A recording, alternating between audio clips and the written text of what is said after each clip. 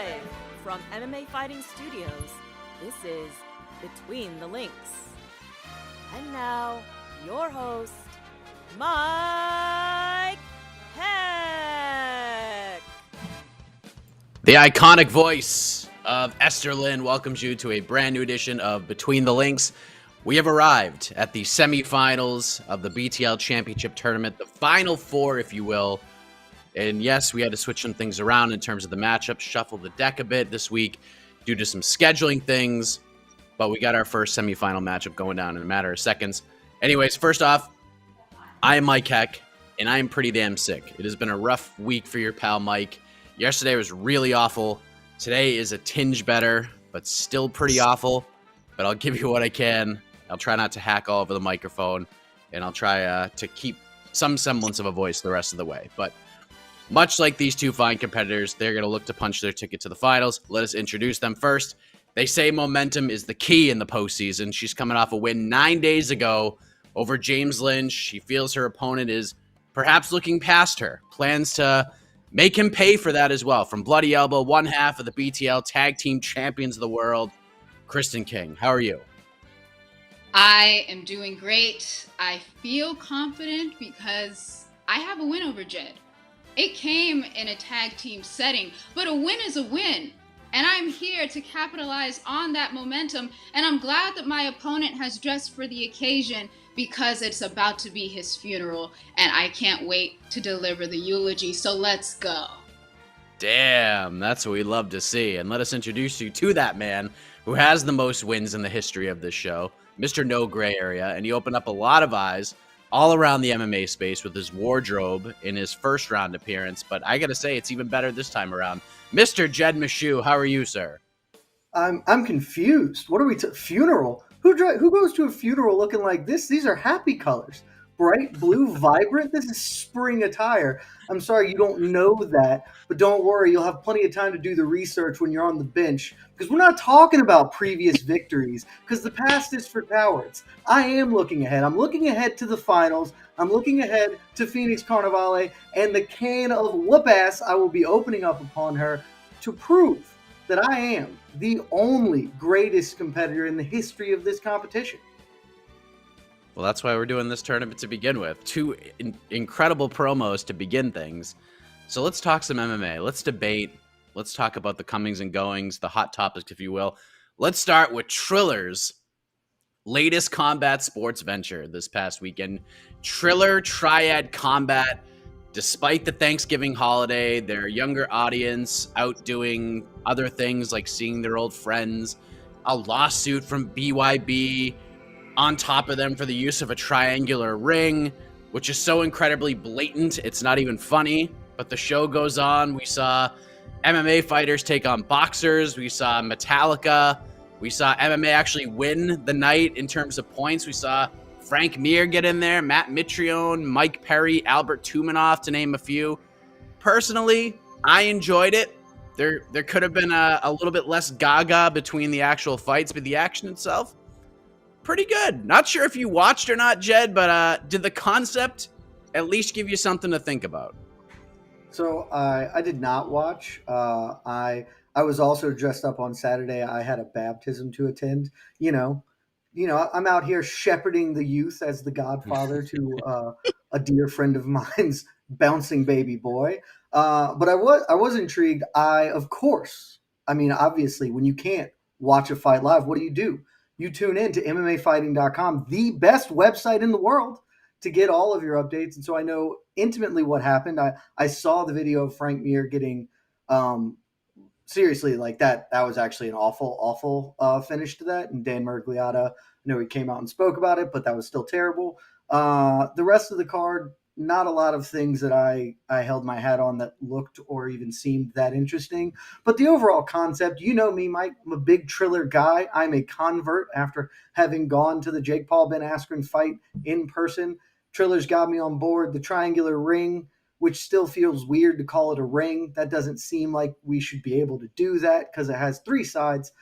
Nonetheless, I'm in on the overall concept. I have no idea what the legs that this has, though, because I don't know what they paid the fighters. It probably wasn't a small amount. I can't imagine they covered their returns on it.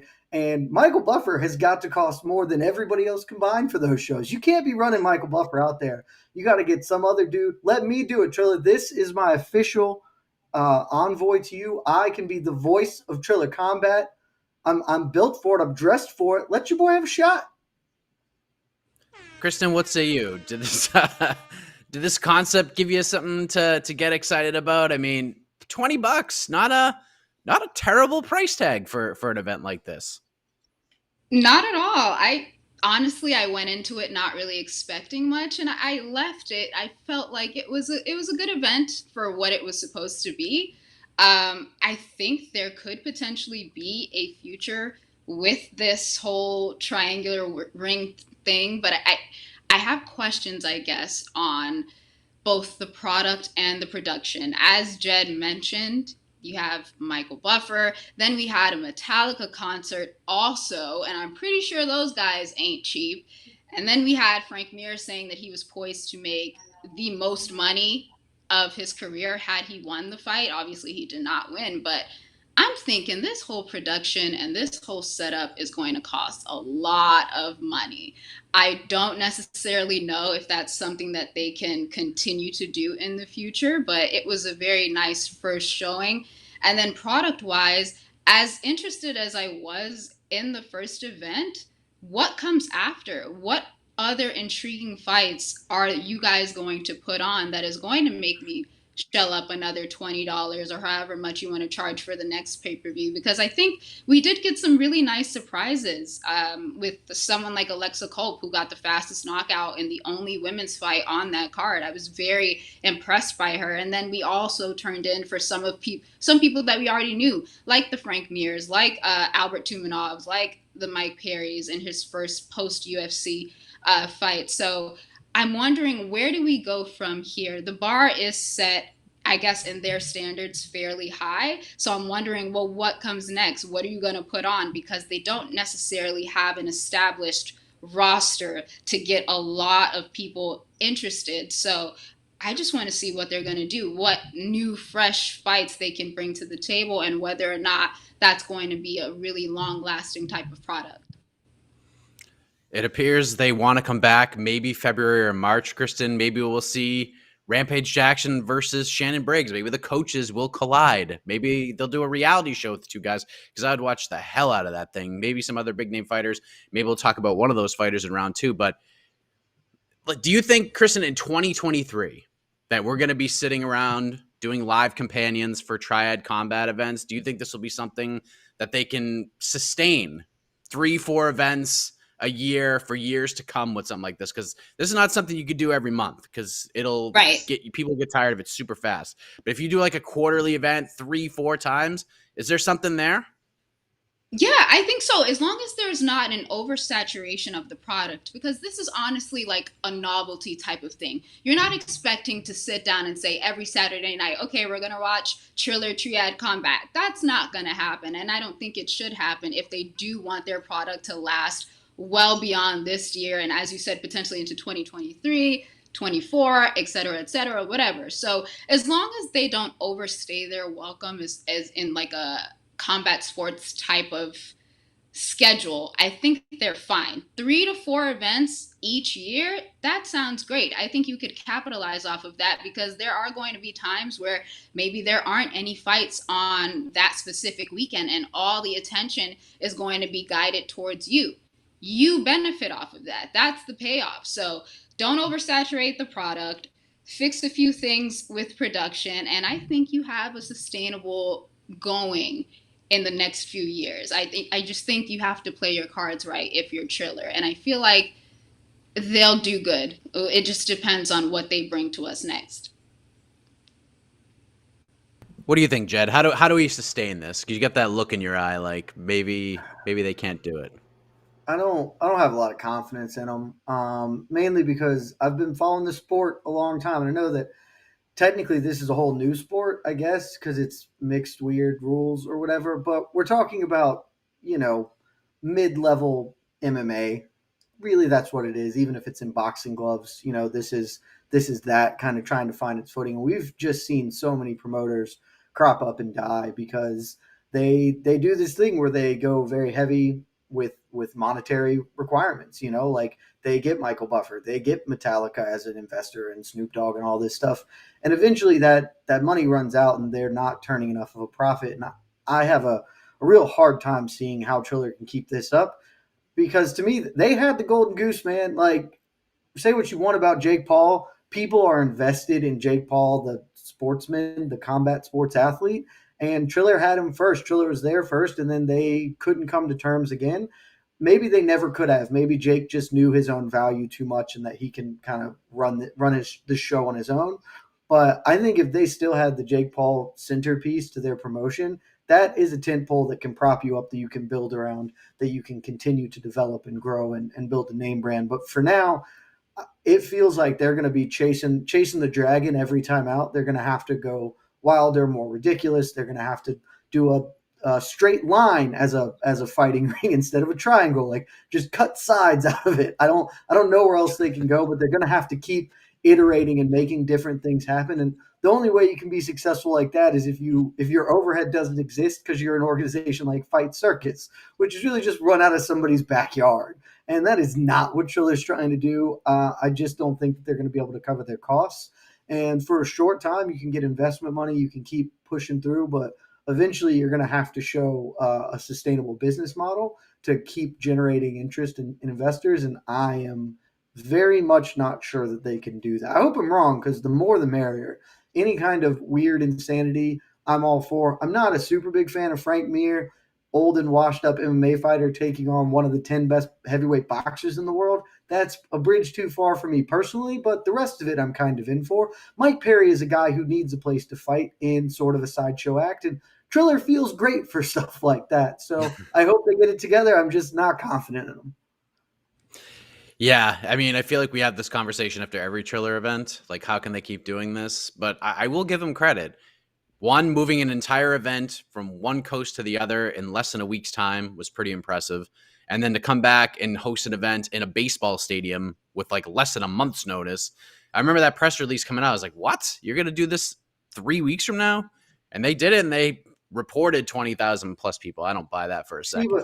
But that's like one of my big concerns, because normally when you're talking about a promotion trying to find its footing, those are the types of things that end up being the straw that breaks the camel's back. Like, they're just cutting even or just managing expenses enough, and then calamity strikes and suddenly they can't deal with it at all. Triller is at the beginning where they have all this interest and money backing them, and they still are having like fundamental problems that they're having to work around. Like, that's not going to work in year 2 when your investment capital is dried up and then you have to change venue on like a day's notice. Like, that's where things go bad real fast. Well, I mean, that was mostly because they needed Holyfield to fight. And then where else can we make that happen besides Florida? Yeah. Florida will let anything happen. We'll let anybody fight in Florida. Of course we will. Absolutely. Of course we will. Hey, Metallica was cool. A little too much Nick Cannon and Fat Joe in my eyes, if we're being honest. Far too much Ryan Kavanaugh.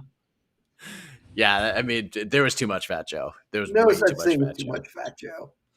Yeah, there was. Saturday was too much. Too much. Like, go to him a couple times after every fight. No. This is the Bellator. This is the problem Bellator has between their fights. But all in all, it's a pretty fun card on a rare weekend without the UFC. But maybe they'll add some more big names, maybe one in particular to their next event that we're going to talk about next. But the point for round 1 goes to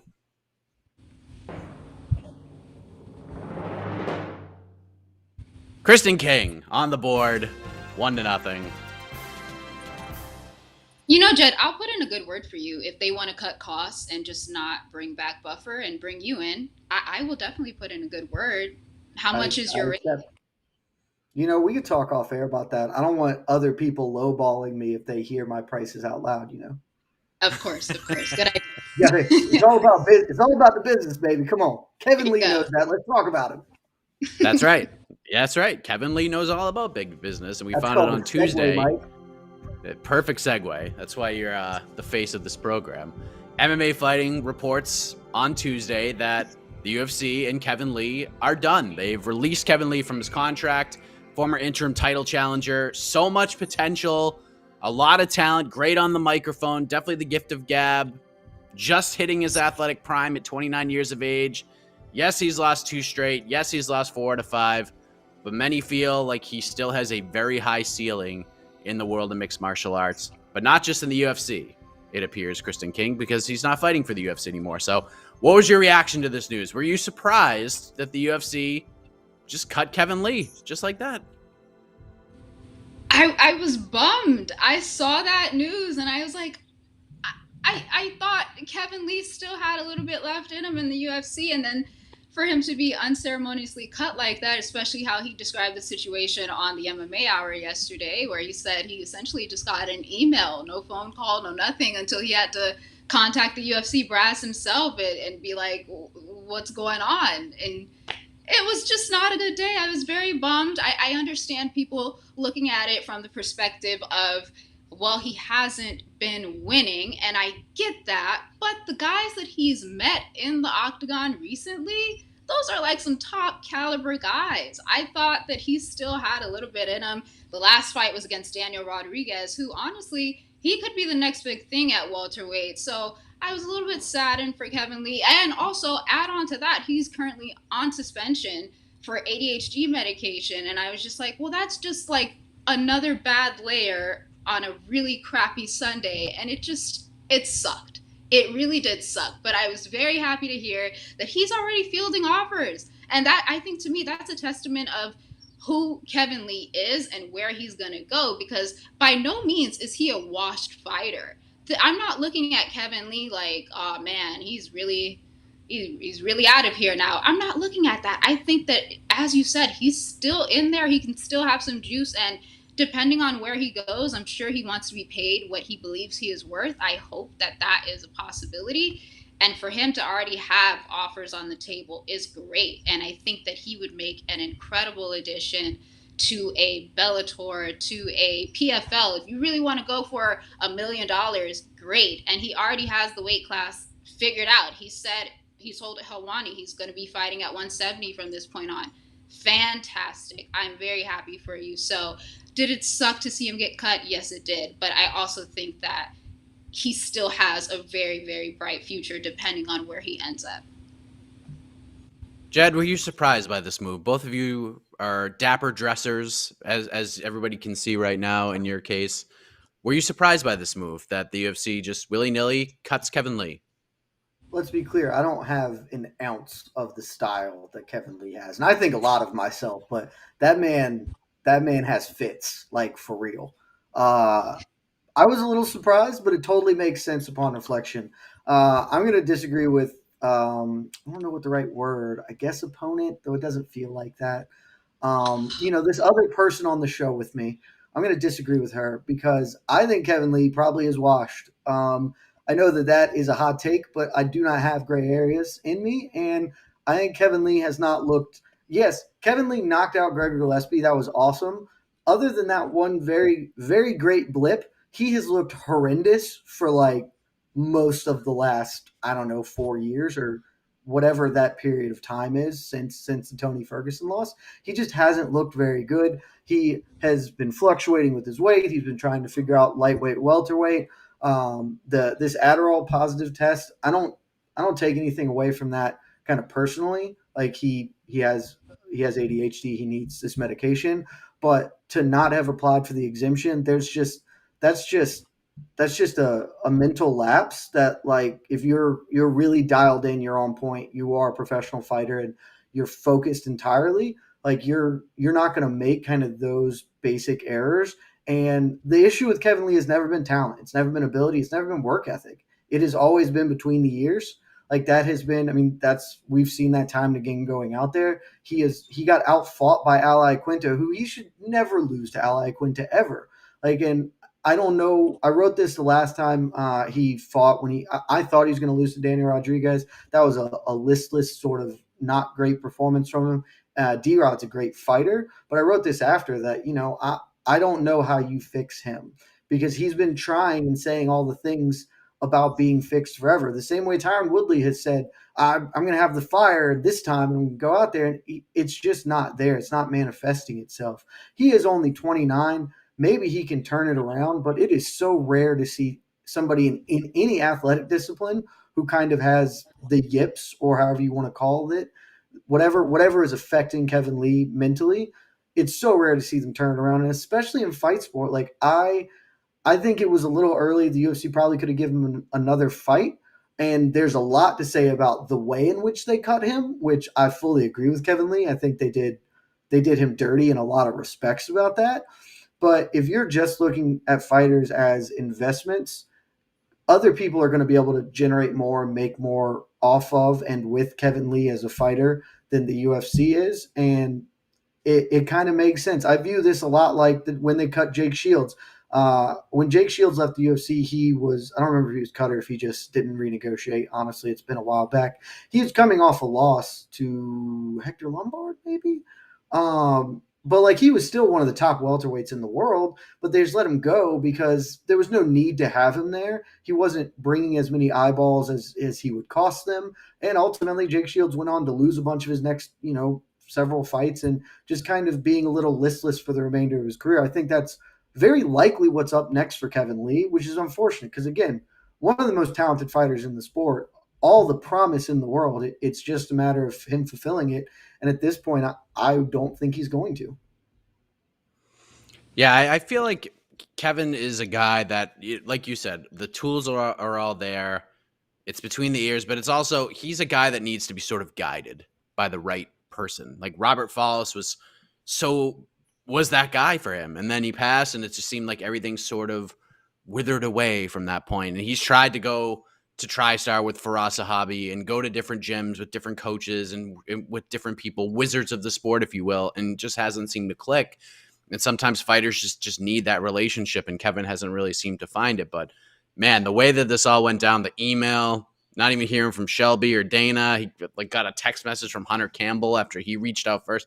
It's just crazy. So with all of this now, yeah, go ahead. All of that sucks and is lame, but none of that is the thing that is like the most unprofessional and frankly garbage to me.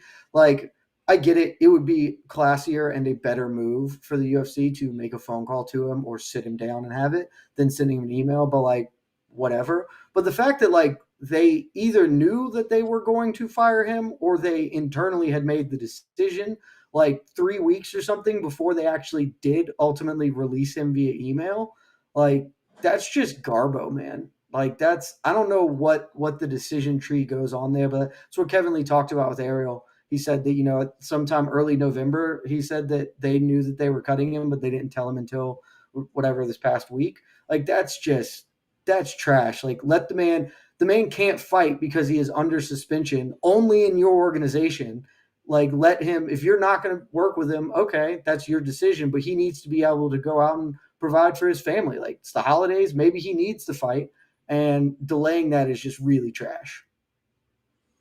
So, Kristen, you ran off some of the options for Kevin Lee, Bellator, PFL. We talked about Triller. They'd be crazy to not make an offer. I believe even Kevin said that they've already reached out to him. Even BKFC has a lot of money. Don't know where they get this money, but they seem to have a lot of it and throw it at some of these big names. Where would you like to see him go? Where do you think he ends up? If you had a choice, are they the same?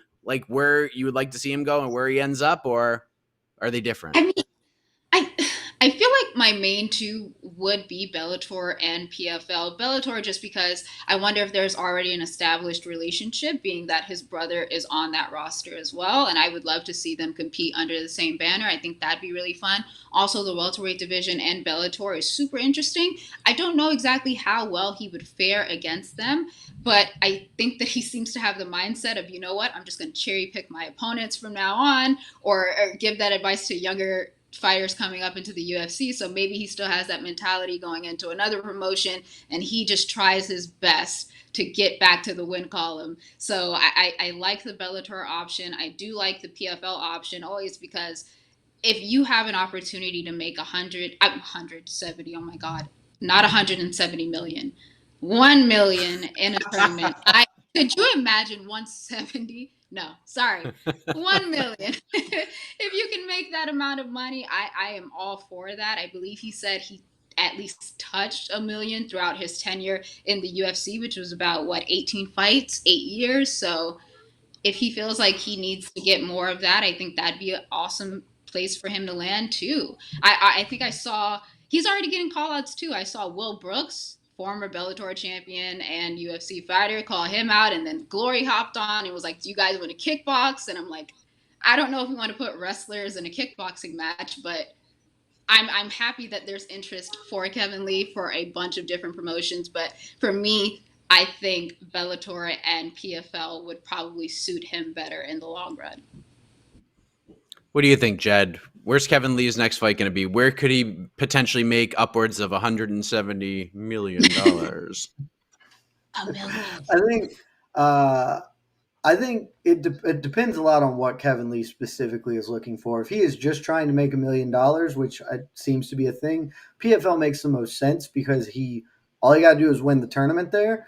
There's one glaring problem with PFL, and it seems very likely that if he went to PFL, he would have to fight Rory McDonald in the tournament there, like in that welterweight tournament. And I know that he has been training with Ross Abbey and TriStar. I don't know how open he would be to that, if that would be a problem or not. But it seems if he signed with PFL, that fight seems pretty inevitable. I think Bellator has the deepest roster of welterweights. If he is just trying to continuously have good fights against, name good opposition, makes a ton of sense in Bellator. I know Scott Coker would be crazy not to be interested in him, but I think that that's probably not the best play for him either, frankly, just because a lot of those welterweights are going to be very difficult matchups for him, in my humble opinion. I think, honestly, what I would like to see happen the most, and what I think may happen, is I think Kevin Lee might recognize the position he's in right now as a somewhat interesting commodity to a lot of different people. And instead of Tyron Woodley's trying to do this right now, right? Like he came out last week or earlier this week and said, I want to fight 4 times in 2022 in 4 different sports. I want to fight MMA and boxing and Triller and all this different stuff. And I don't think that that's feasible at all for Tyron Woodley, because I don't think that there's that much interest in paying Tyron Woodley the amount of money that he thinks he's going to be worth.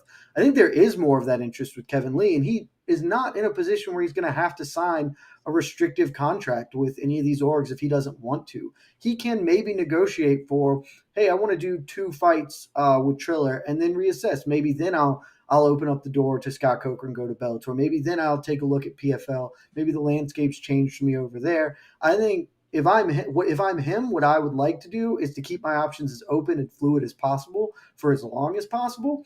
But I think probably ultimately we are just going to see him in Bellator, because it's probably the best signing for that Bellator can make, frankly. Like they need people that people care about, and he comes into arguably their best division already. So probably Bellator, but I hope he's a little more cagey about it. I hope he cherry picks where he goes next.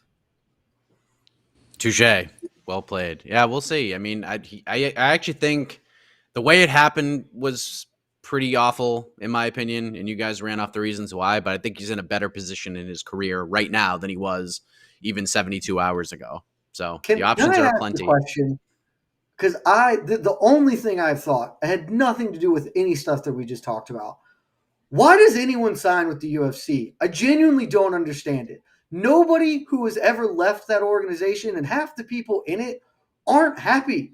They all talk about how they're not happy and how they are working for terrible bosses. Like, why would you, if you are a free agent of means and talent, why would you sign there? I just don't get it. It doesn't make any sense to me. Like, choose to be happy, people. There is not enough money in the world to get up and not like your boss every day. Just go work for a boss who respects you and values your time and effort. It doesn't seem difficult to me. Maybe I'm the crazy one. I was waiting for it. There it is. Nice. Be happy, everybody. That's the moral of the story. And hopefully Kevin Lee is happier now than he was 72 hours ago. And he's happier with his next chapter of his career compared to where he was 72 hours ago. So enough of that. We'll move on to round 3. Speaking of Bellator, we'll discuss them. The UFC also has a card this weekend. The point for round 2 goes to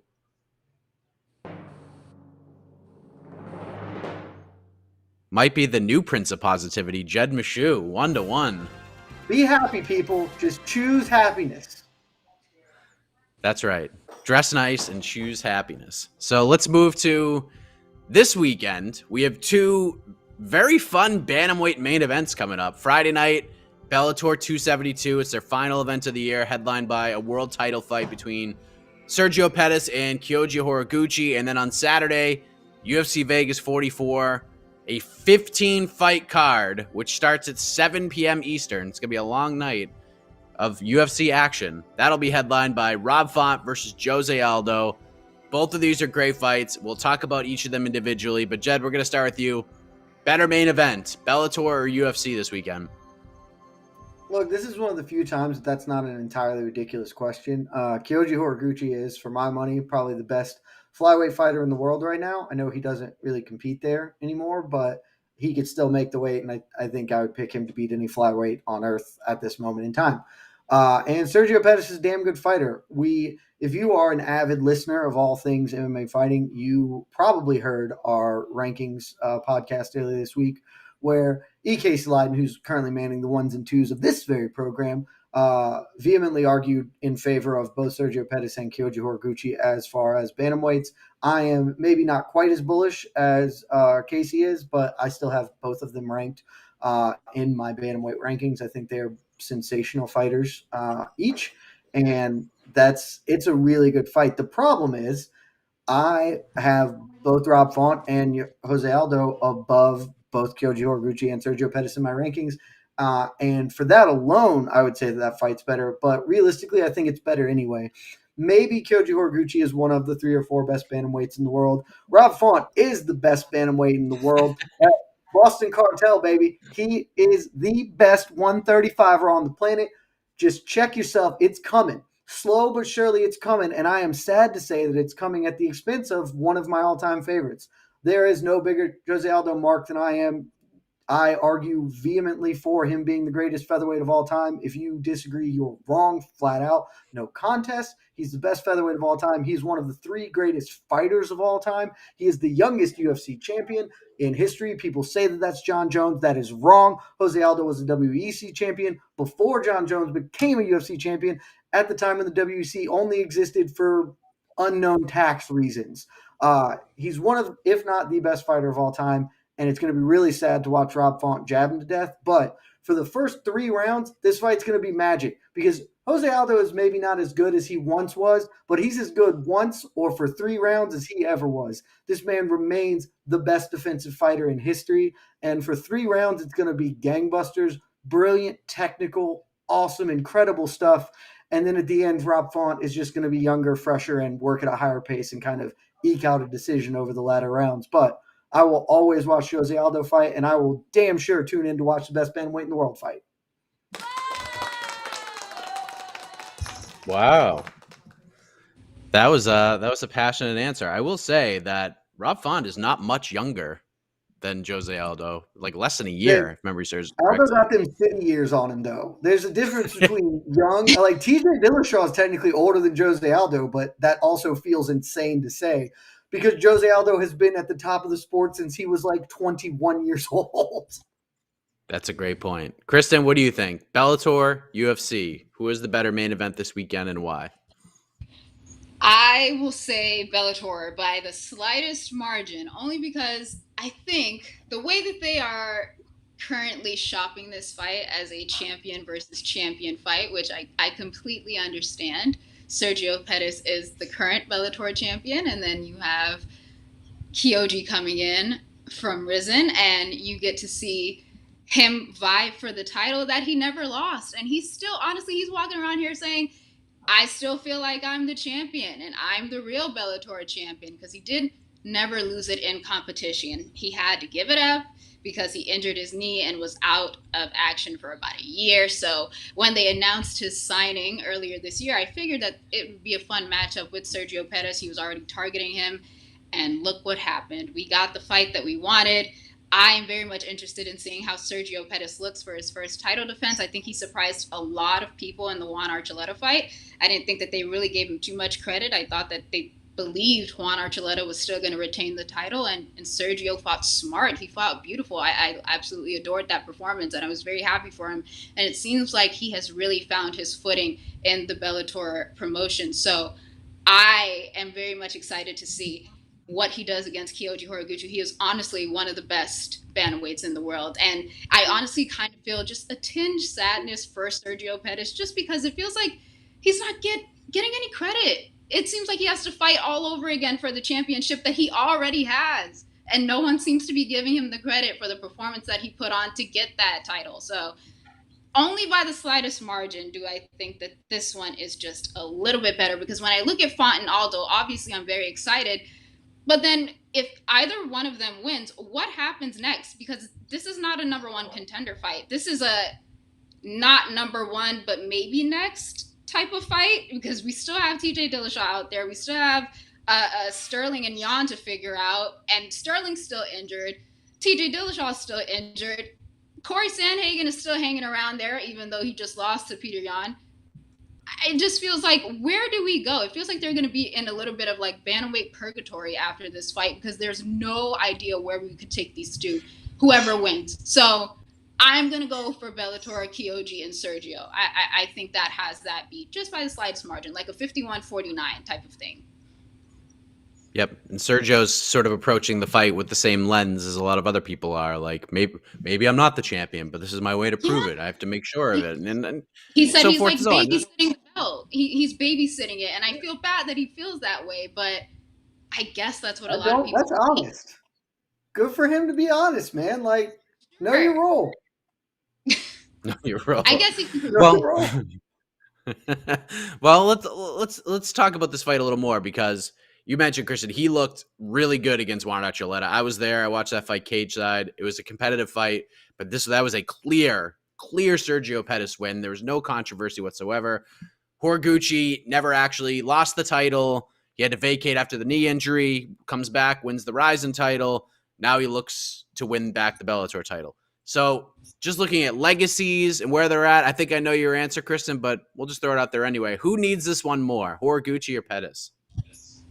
Pettis needs this one more. He needs this one way more than Kyoji Horiguchi. I think Kyoji is already established as one of the greatest fighters in that division. No doubt about it. He is one of the greatest. Sergio Pettis is on the cusp of greatness, and he can prove himself with a win over a fighter like Kyoji Horiguchi. So if anyone needs it more, it's definitely Sergio. I think he spoke with Mike Bond of MMA Junkie, saying that this feels like a breakout performance for him. He really does want to show people the improvements that he's made over the years. And granted, we've seen those in his fights. He may not have found his footing in the UFC, but he certainly has found it now. And he gets the chance, this grand opportunity, to not only headline this card, but do it against one of the greatest fighters ever. And if he can get that win, we should start considering him as a great bantamweight competitor. So Sergio really does need this win, especially to establish his legacy, which is already being questioned because he has the belt that a lot of people don't view him as worthy of having. But he's the champion. He's the champion. And it sucks that he has a little bit more to prove, but that's the way the cookie crumbles, I guess. So Sergio needs it. Jed, excuse me, do you agree with that? And if so, will people, like, we know how fans view Bellator, especially this year. It has not been a terrific year for Bellator, for being honest, especially with the promotion and things they're doing. Some things are getting better. Some things are not getting better. But if you agree that Sergio Pettis needs this one more, if he goes out there and just does the same thing that Horiguchi they did to Juan Archuleta, 6 months from now, are we talking about Sergio Pettis as a top 5 bantamweight on planet Earth? Do you think that's the case? No, because, I mean, it's obvious that my opponent hasn't watched or listened to any of the other MMA fighting podcasts, because we discussed Sergio Pettis and Kyoji Horiguchi, and there's very much a question on whether Kyoji Horiguchi is one of the top bantamweights in the world. Several of our rankers have him just hanging on to the top 15, and most everybody except for me and Casey, I think, looked at Sergio with disdain and no, he's obviously not. So even if he goes out here and blows the doors off Kyoji, at least for our purposes and our panel, he's probably not going to be a top 5 guy. Maybe other people will. Obviously, Kristen will view him very highly. He'll be number 2 for Casey, which would be ridiculous, but not like the most ridiculous thing, just because Rob Font has a win like in the recent history over Sergio. But yeah, I mean, I don't know who needs him more. It probably is Sergio, just because what's Sergio's fallback plan? Like, if Sergio loses, he just goes back to the mix. If Kyoji loses, like, I don't know, he could go fight in Ryzen or do something else. Like, he can go fight in Japan and be just as big, if not bigger. It won't really hurt him that bad. So I guess by those terms, Sergio probably needs it more. But I think both men need this. Like, you want to have titles. You want to win the belt, because what that means for your legacy and everything. And if our conversation earlier this week is any indication, you have to do something incredibly impressive outside of the UFC to make it into the top 5 of the MMAfighting.com global rankings. So both men need this win really badly, or they're going to be like a top 10-ish, maybe a top 15 bantamweight. So both men need it tremendously. Just so we know, I have Pettis ranked higher in my rankings than you do, Jed. I have him a spot higher than you. You have him a 9, I have him 8. I didn't know you had Pettis. Good for you. Of course I did. I just didn't have him in the top 5 or ranked above Rob Font. I thought you talked about this. We did talk about a lot of stuff. We did. We covered a lot of Go listen to that after this, because it's crazy. It's a true area ranked, though, because I'm a good person and believe in Bellator as a product. Cowards. I don't have Archuleta ranked? I don't know. I guess I don't. I don't think so. I think I'm the Song only Yudong one. knocked him out of that spot. He was there, but Song Yudong knocked him out. So, okay, so that's that fight. UFC, we talked about 135 in the UFC is awesome. It's a lot of fun, but it is a sloppy mess, especially at the top. Hopefully in the next 4 to 5 months, it clears up a little bit. We get the Sterling Yan fight, but this is another big one. Aldo trying to get to that title shot. He's very honest. He knows with this win, he'll have 5 straight wins. Getting a win over Jose Aldo should put you in a great spot, but he even knows this probably won't be enough. The winner will probably fight TJ Dillashaw. That's the way he's looking at it. Aldo has fought for the belts. He lost. He's looked sensational in his last 2 fights. One of the all-time great fighters, as Jed said, former champion. Jed, who needs this one more? Rob Font or Jose Aldo? Jose Aldo for sure. I mean, he doesn't need it in regards to his legacy is set in stone as far as I'm concerned. Like, the only thing that's going to make me not view him as one of the 3 best fighters ever is if Kamaru Usman puts together, like, I don't know, 3 or 4 more wins. Maybe just 3. He probably doesn't need 4 to get there. But, like, Jose Aldo is what he is, and what he has meant to this sport is unassailable for me. First ballot Hall of Famer, no question. And just he has nothing to lose ever because of that. But as far as his immediate dreams, he has spoken very candidly about considering retirement, coming back, becoming reinvigorated, and being really interested or invested in getting to a second belt, getting back to a title shot. A loss to Rob Font probably ends that for good. I mean, maybe not. You can never say never in this sport, but if he loses his fight, I think that's the end of Jose Aldo, the potential champion dream. Whereas if Rob Font loses, it's a setback, but he still has enough tread on his tires to kind of move forward. But yeah, it's got to be Jose Aldo. Do you agree, Kristen? Is it Jose Aldo, or is Rob Font got more on the line here, in your opinion? Man, I feel like it's Rob Font, just because I recognize that he doesn't necessarily believe that a win over Jose Aldo is going to do much for him, but I personally do. I mean, I believe Rob Font, which, by the way, he was first called to take on that short notice fight against Peter Yan at UFC 267. Obviously, he could not take it for a number of reasons, but if he was already on the short list for contenders to meet someone for a championship, I think he's right there. And I think that another standout performance, kind of like the one that he put against Cody Garbrandt, where he just methodically picked him apart, he can do that against Jose Aldo, someone like that. I think he puts himself in prime position to potentially get to that space one day. And it could come as soon as next year, depending on how things shake up in the division. We still don't know about Aljamain. We still don't know about TJ Dillashaw. Peter Yan said he's ready to go in February or March. So that could be a real possibility if Rob Font goes out here and does something nothing short of spectacular against Aldo. I think he's in a great position. So I think Font has it more than Aldo. Two really good fights. We are blessed this weekend as MMA fans, especially with bantamweight fights. Although it's a lot of MMA to watch, if we're being honest. Like Saturday, 7 o'clock, prelim start, 10 p.m. main card, 15 fight card. It's going to be a long night, ladies and gentlemen. Bantamweight bonanza indeed. So we'll move on to our final topic of regulation. The point for round 3 goes to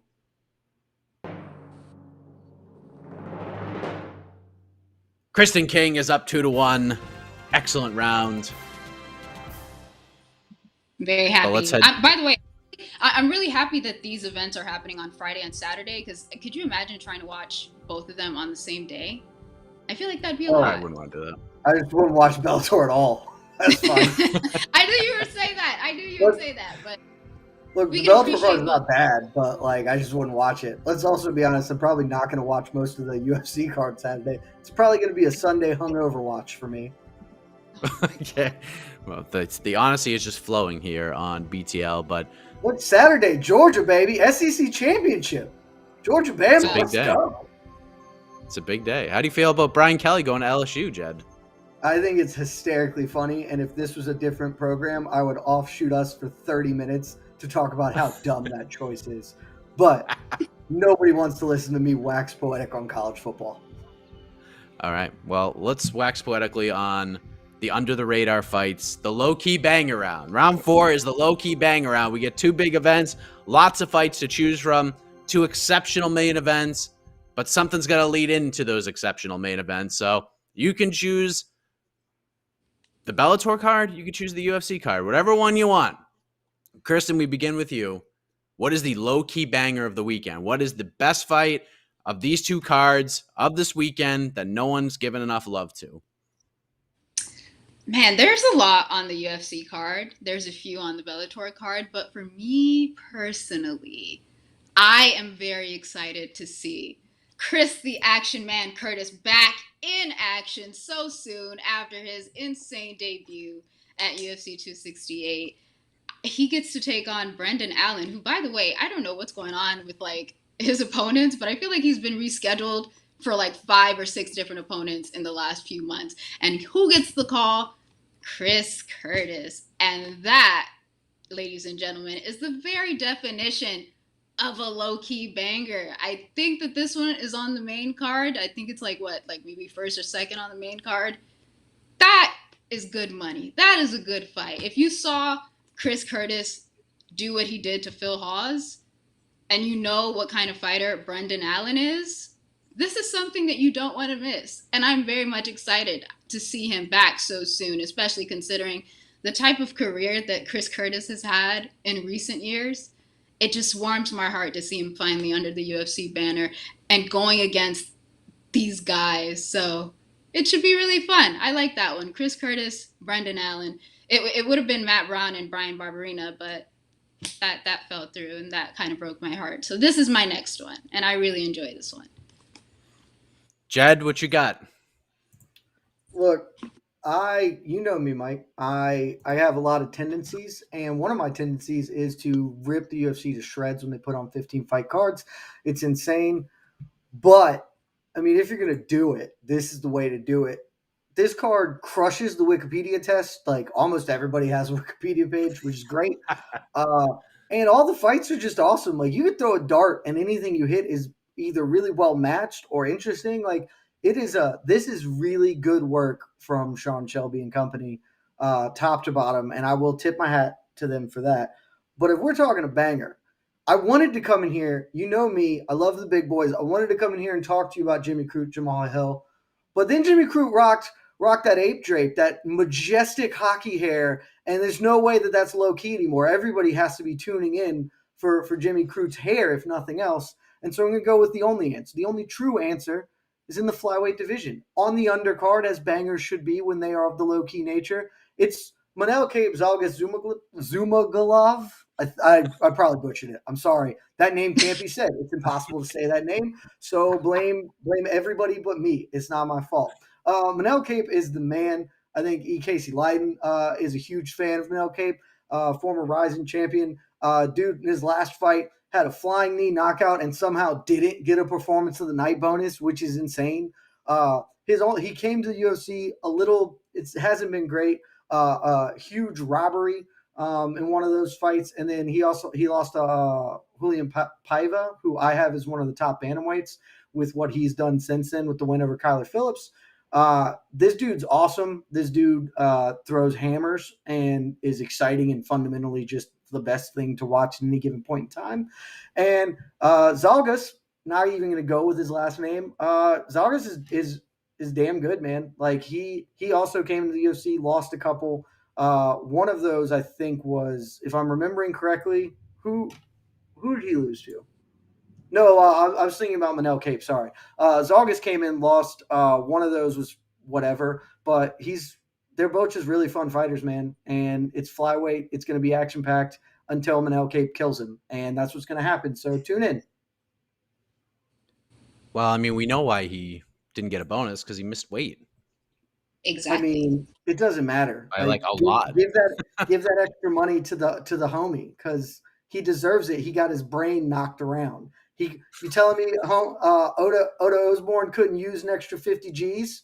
Like he could have. He probably needed them for medical expenses. That's true.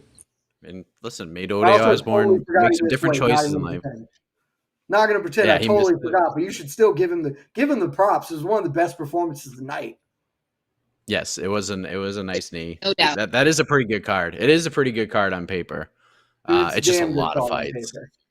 15 so many. Why don't you put some of these on whatever the card 2 weeks ago was hot fire. And by fire, I mean a garbage fire of awful. Put some of the good stuff on that one. Spruce it up a bit. Well, yes. The good one of that card fell off like the day of. So it wouldn't have saved face anyway. It just... Yeah. And besides, we're saying this is a 15-fight card. We still have how much longer? What a day. 48 hours. We don't have enough hours to get rid of most of these fights. We need 10. 10 is the max. People have lives they want to live. Especially if you're doing a 7 p.m. start time. Yeah. Yeah, there's some good ones on here. And let's not forget. It's a really good fight, man. Fight card. Yeah. Alex Morono, Mickey Gall is like, it's opening with Louis Smoke and Vince Morales. Like, that's a freaking good fight. Great fight. Alonzo Menafield and William Knight is just going to be bananas. Those two guys are just going to throw bombs at each other so somebody falls down. And let's not forget the key component that makes Brendan Allen versus Chris Curtis so fun. Sean Strickland will be in Chris Curtis's corner, while Brendan Allen will be in there fighting Chris Curtis. So that should be a lot of fun. Although I talked to Chris Curtis about that, which you can check out on MMA Fighting's We Got Next. He feels like he doesn't know why Brendan Allen thinks there's any kind of beef there, but I think it's going to be pretty fun. But the point for round 4. Before you get to the point, can I just say, like, shout out to the co-main event, because we haven't talked about that at all, and that's arguably the third best. I mean, it's not arguably. It is the third best fight of the weekend outside of the 2 title fights coming. Like, that's just a banger, and we haven't talked about Rafael Viziev, who, like, may actually just be a legitimate top 5 lightweight in the very near future, and Brad Riddell, who's dope. Like, that fight is going to be technically brilliant and great, and nobody's even talking about it at all.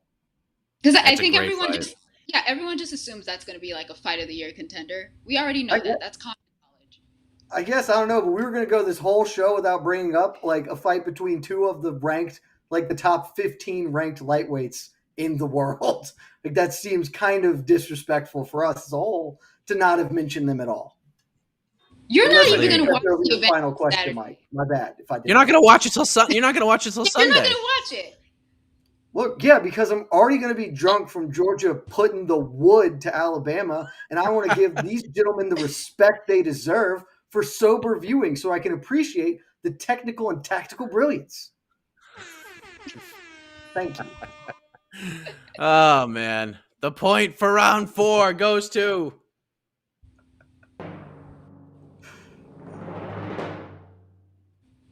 It's going to Jed Meshew for the last 2 minutes and nothing to do with the question.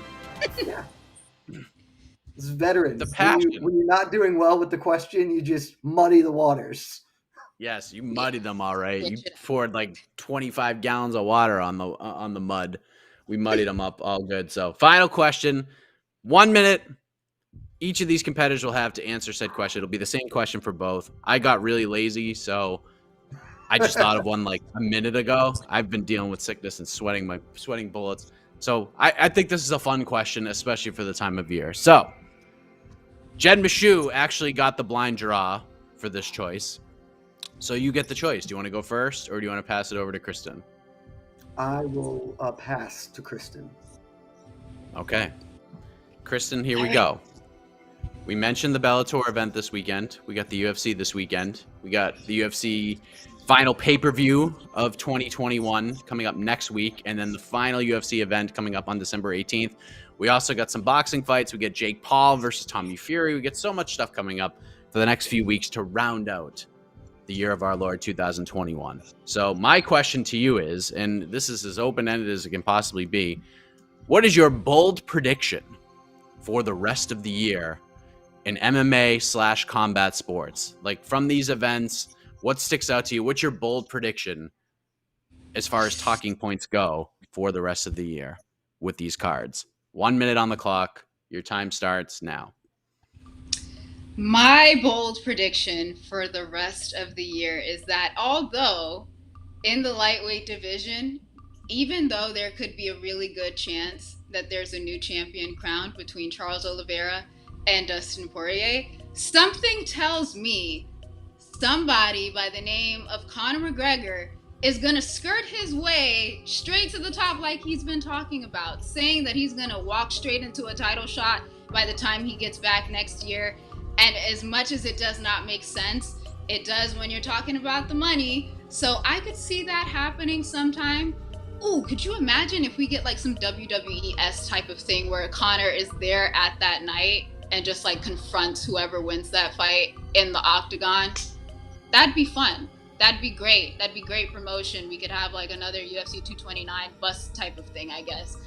And we can set that up. So my bold prediction is no matter where the lightweight division goes, Conor McGregor is probably going to still weasel his way into a title shot by the beginning of next year. There's my bold prediction. That would be hilarious if like Conor was there and he went and confronted the winner, and Justin Gaethje was gonna like casually walk over and confront the winner, but Conor was already in there. What an amazing moment that would be. You just have to sit down. You can't even get mad about it. So that would be a lot of fun. I would figure that like Justin Gaethje would kind of just fold his chair and then just like slam it on the back of Conor, kind of like that. You know how they used to do back in the WWE. You just gotta sit back down at that point. Okay. All right, Jed, you've heard your opponent's answer. 1 minute on the clock. Bold prediction for these final few weeks in the year of our Lord 2021. Go. I hate my opponent's answer because it's supposed to be bold, and she went out on a limb in no way whatsoever. She's hugging the trunk of the tree. Obviously, Conor McGregor is going to shortcut to the front of the line. Dana White has basically said that. There's nothing shocking about it. But you know what is shocking? Next weekend, UFC 269 is taking place. There's a title fight at the main event. There's also a title fight in the co-main event. It's the greatest female fighter of all time, Amanda Nunes, is taking on an overlooked challenger, somebody nobody cares about whatsoever, Juliana Pena, who's been talking a rash of crap, and nobody thinks she can win. I don't know what the odds are. It's probably minus 470 billion for Amanda Nunes, minus 170 million. That's what it is, minus 170 million for Nunes to win that fight. Everyone's looking past it, and they should. Pena shouldn't win this at all. But that's why they fight the fights, Mike. They get into the cage because no one knows what's going to happen, and this is exactly where things go haywire. Juliana Pena, Bantamweight champion 2022, baby. Wow. Holy cow. Wow. Mind blown. Because I know Jed does not believe what he just said, but it was bold. We'll see. We'll see in the MMA fighting. Why? You don't. Once I say something, I believe it. You said you believed in the Bellator product and then crapped all over it like a few answers later. I don't believe you, Jed. Exactly. Okay, go ahead, Mike. Sorry. Had to call him out. By the way, By the way, just to put some perspective on this, currently, via our friends at DraftKings, Amanda Nunes minus 850 as a favorite, Juliana Pena plus 575. So don't get your bets in yet. Wait, that number is going to keep ballooning up, but then right before fight time, hammer that line. Let's go, Pena. There you go. Here we go. We now turn it over to the judge, the jury, the executive producer. E. Casey Lyden's been waiting patiently in a small circle on the bottom right-hand corner of your screen. Sun's out, guns out. He's got the hat on and everything. Baddest stash in MMA media. Who wins? Who punches their ticket to the finals to face the winner of next week's matchup between Phoenix Carnivale and Alexander K. Lee? We turn it over to you, Casey.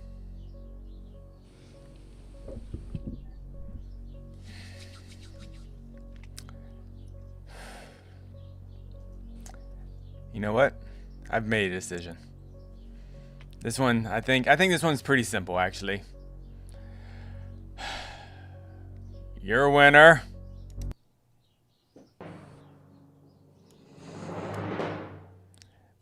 Because basically the question was bold prediction. Of course, Jed freaking Meshew. Jed Meshew gets it done. Wow. My voice just Peter Brady'd all up in here. Holy cow. So everyone is clear, for the rest of the next 2 weeks, I will be living by that bold prediction. Juliana Pena, you're going to pull off that upset, baby. Let's go. Now, if you would have said Conor McGregor would not be involved in the lightweight title picture, that would be a bold prediction. I guess.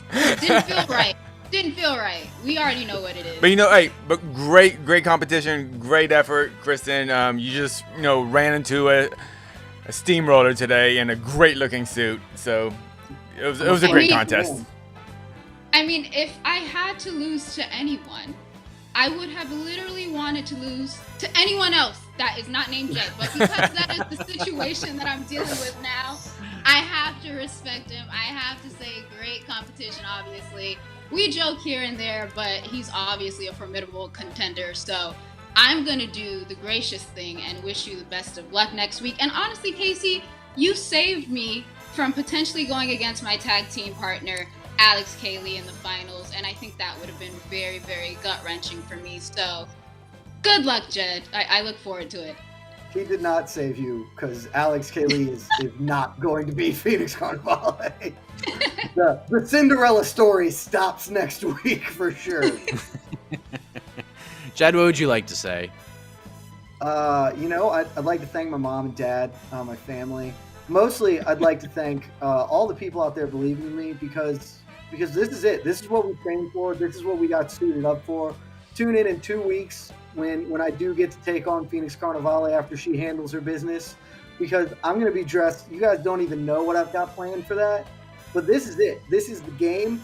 I've had to I've earned it every step of the way. I had to take on rising contenders, young hotshots coming here throwing fire, throwing 90 miles an hour at me. Carnivale is just cleaning up the dregs of MMA fighting. The guys I've beat every other day like it's no problem whatsoever. She's coming in. It's going to be much like Nunes Pena, the greatest of all time, overlooking the scrappy opponent. And we're going to have 2 upsets in a couple weeks and 2 new champions. That's what we're going to have. Well, So hold on. Would it be a bold prediction to say that Phoenix wipes the floor with Jed, or is that just... That's what the odds makers are saying. But the odds makers they're wrong this time. I'm going to prove them. Bet your money on me. DraftKings, I bet they're putting up lines right now. Yeah, we got to root for Team J&J, Jed and Juliana. Right. That'd be a great sign, because if this is what happens, the finals will be right after that, Jed. You get to wax poetically in the championship game. If Juliana Pena wins the title, you might get an automatic point right away. When she wins the title, I believe that will be what pushes me over the edge to become the new BTL champion. Well, we will see who Jed's opponent will be in the finals next week. It's AK versus Phoenix Carnivale. What a matchup it is going to be. Kristen, tremendous job. We appreciate you coming back on here. Jed Meshew, congratulations on the victory. For Jed, for Kristen, for E. Casey Lyden, I am Mike Heck. We'll see you back here next week. Once again, Between the Links. Good night, everybody. This This is Esterlin. You're watching Between the Links, a Vox Media production.